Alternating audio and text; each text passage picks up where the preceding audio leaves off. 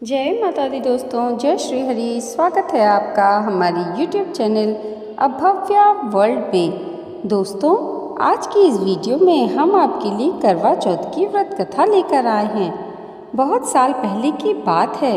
एक साहूकार के 7 बेटे और उनकी एक बहन वीरवती थी। सभी सातों भाई अपनी बहन से बहुत प्यार करते थे, यहाँ तक कि वे पहले उसे खाना खिलाते और बाद में स्वयं खाते थे। एक बार उनकी बहन ससुराल से मायके आई हुई थी। शाम को भाई जब अपना व्यापार व्यवसाय बंद कर घर आए तो देखा उनकी बहन बहुत व्याकुल थी।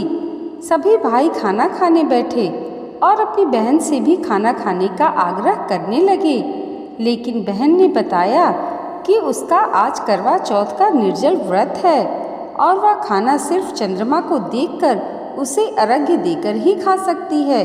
चूँकि चंद्रमा अभी तक नहीं निकला था, इसलिए वह भूख प्यास से व्याकुल हो उठी। सबसे छोटे भाई को अपनी बहन की हालत देखी नहीं गई और वह दूर पीपल के पेड़ पर एक दीपक जलाकर चलनी की ओट में रख देता है। दूर से देखने पर वह ऐसा प्रतीत होता है कि जैसे चतुर्थी का चंद्रमा निकल आया हो। इसके बाद भाई अपनी बहन को बताता है कि चांद निकल आया है, तुम उसे अर्घ्य देने के बाद भोजन कर सकती हो। बहन खुशी के मारे सीढ़ियों पर चढ़कर चांद को देखती है, उसे अर्घ्य देकर खाना खाने बैठ जाती है। वह पहला निवाला मुंह में डालती है तो उसे छींक आ जाती है। दूसरा टुकड़ा जैसे ही डालती है तो उसमें बाल निकल आता है और जैसे ही तीसरा टुकड़ा मुंह में डालने की कोशिश करती है तो उसके पति की मृत्यु का समाचार उसे मिलता है। वह बौखला जाती है। उसकी भाभी उसे सच्चाई से अवगत कराती है कि उसके साथ ऐसा क्यों हुआ। करवा चौथ का व्रत गलत तरीके से टूटने के कारण देवता उससे नाराज हो गए और उन्होंने ऐसा किया है। सच्चाई जानने के बाद वीरावती निश्चय करती है कि वह अपने पति का अंतिम संस्कार नहीं होने देगी और अपने सतीत्व से उन्हें पुनर्जीवन दिलाकर रहेगी। वह पूरे 1 साल तक अपने पति के शव के पास बैठी रहती है, उसकी देखभाल करती है। उसके ऊपर उगने वाली सुई नुमा घास को वह एकत्रित करती जाती है। 1 साल बाद फिर करवा चौथ का दिन आता है। उसकी सभी भाभियाँ करवा चौथ का व्रत रखती हैं।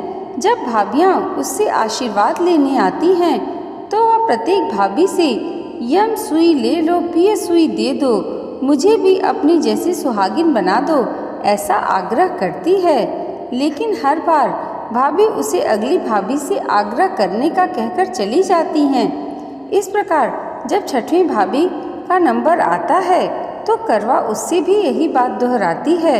यह भाभी उसे बताती है कि चूंकि सबसे छोटे भाई की वजह से उसका व्रत टूटा था, अतः उसकी पत्नी में ही शक्ति है कि वह तुम्हारे पति को दोबारा जीवित कर सकती है।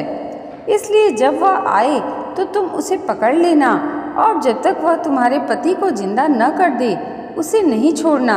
ऐसा कहकर वह चली गई। सबसे अंत में छोटी भाभी आती है। वीरावती उनसे भी सुहागिन बनने का आग्रह करती है, लेकिन वह टाल मटोल करने लगती है। इसे देख वीरावती उन्हें जोर से पकड़ लेती है और अपने सुहाग को जिंदा करने के लिए कहती है। भाभी उससे छुड़ाने के लिए नोचती है, खसोटती है, लेकिन वीरावती नहीं छोड़ती है। अंत में उसकी तपस्या को देख भाभी पसीज जाती है और अपनी छोटी अंगुली को चीरकर उसमें से अमृत उसके पति के मुंह में डाल देती है। वीरावती का पति तुरंत श्री गणेश कहता हुआ उठ बैठता है।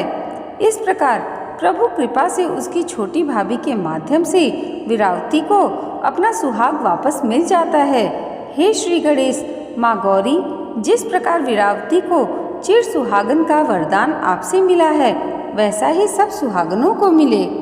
दोस्तों, आज की वीडियो आपको कैसी लगी हमें कमेंट करके ज़रूर बताइएगा और इसे लाइक और हमारे चैनल पर पहली बार आए हैं तो सब्सक्राइब करना मत भूलिएगा। भगवान श्री हरि और माता लक्ष्मी की कृपा आप सबके जीवन पर सदैव ऐसे ही बनी रहे, इसी मंगल कामना के साथ मिलते हैं अगले वीडियो में। तब तक के लिए जय माता दी, जय श्री हरि।